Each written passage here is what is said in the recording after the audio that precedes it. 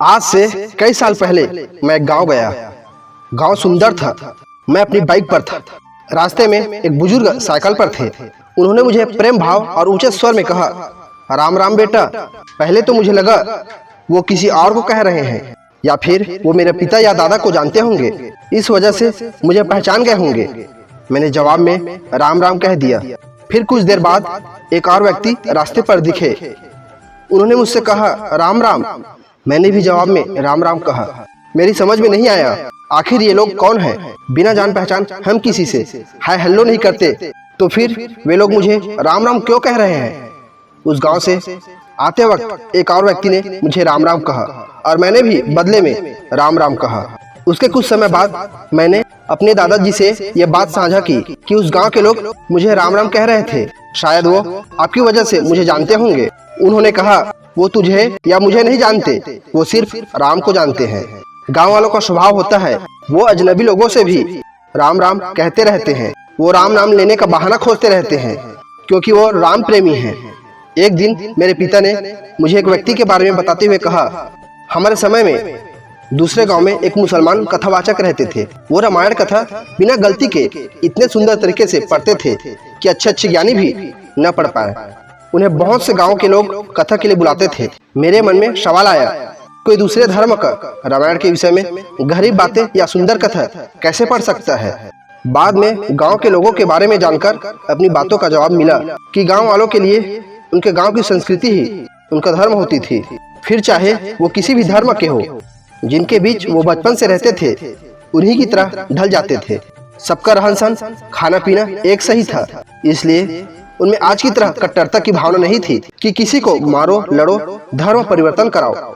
ये बातें मैं आपको क्यों बता रहा हूँ दोस्तों, आज के समय मॉडर्न जमाने के नाम पर जो दिखावा करने वाले मॉडर्न धर्म प्रेमी जाग रहे हैं, जो भगवानों का जीवन अपने हिसाब से बदल रहे हैं।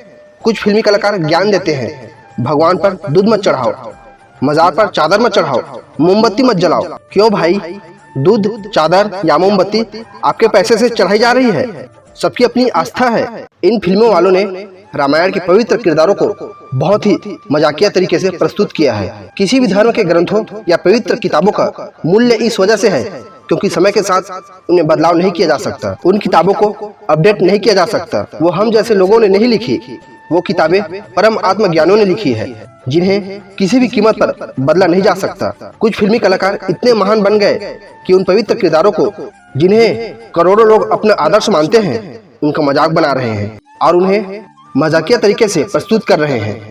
ये मॉडर्न जमाने की दिखावे वाली भक्ति है। इन फिल्मों में आत्मा मर चुकी है और सिर्फ दिखावा रह गया है। अच्छे महंगे कपड़े और दिखावे से भक्ति नहीं दिखती। भक्ति तो एक प्रेम है जो महसूस की जा सकती है। इन फिल्मी कलाकारों को देखकर भक्ति जैसा कोई भाव महसूस ही नहीं होता।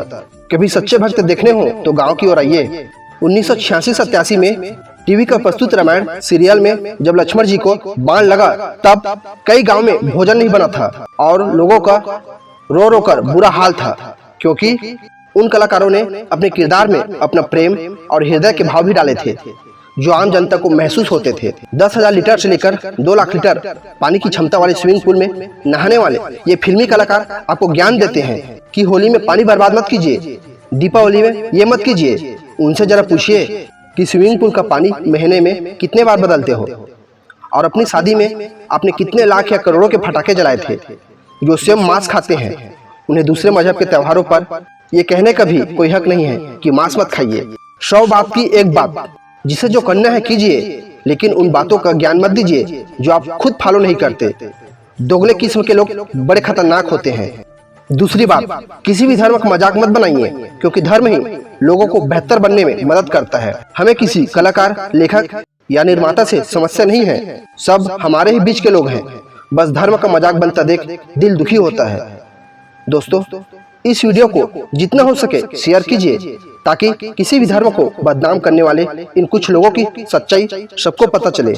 इस वीडियो को शेयर करना आपकी जिम्मेदारी है। कितने लोग चाहते हो कि इस तरह धार्मिक ग्रंथों पर फिल्म बनने की परमिशन हर किसी को नहीं दी जानी चाहिए? कमेंट जरूर करें।